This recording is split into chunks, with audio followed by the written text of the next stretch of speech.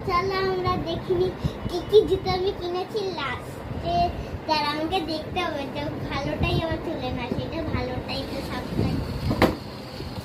তো এইটা হলো একটা জুতোর বক্স, এটা তোমরা